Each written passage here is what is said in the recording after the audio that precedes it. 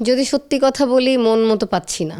আমার এর মধ্যে একটা শুটিংয়ে যাওয়ার কথা ছিল, বাট আমার লাস্ট মোমেন্ট আসলে আমি মনে হলো যে আসলে দর্শক যে কাজ আমার পছন্দ করছে তাদের যে প্রত্যাশা আমার কাছে, আমি এখন একটা ঠিক আছে করছি, সিনেমা করছি, এটা আমি মানে ঠিক আছে করব, এটার থেকে ইম্পর্টেন্ট যে সুনেরা আসলে ওরকম কিছু একটা করুক। আমার মনে হয়েছে যে ওইটাই বেশি ইম্পর্টেন্ট। সো আমি আম, খুব চিন্তা ভাবনা করে আমি ওদেরকে বুঝিয়ে বলেছি যে আমার মনে হয় না এখন আমার এটা দরকার, আমি ছেড়ে দিলে হয়তো আরেকজন এটা মানে আরও সুন্দর করে করতে পারবে, বা আমার মনে হয়েছে যে আমি আর একটু স্পেশাল কিছু করতে চাই।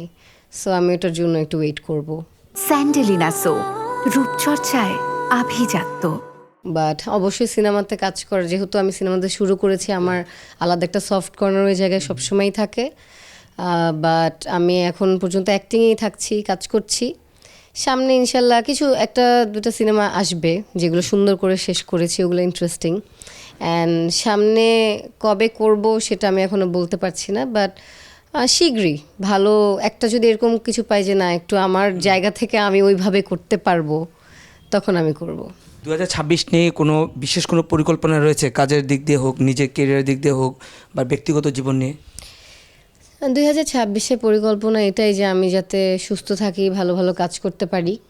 আর আমার আম্মু অসুস্থ বেশ কিছুদিন ধরে, অনেকেই জানে, বাট এখন বেটার। তার চিকিৎসা চলছে, ট্রিটমেন্ট চলছে। সো সবাই দোয়া করবেন আম্মুর জন্য, আব্বুর জন্য। আমার আসলে একটাই প্রত্যাশা যাতে আমার ফ্যামিলিটা সুস্থ থাকে, ভালো থাকে। সবশেষে আপনাকে ধন্যবাদ জানিয়ে দর্শকদের উদ্দেশ্যে কিছু বলুন।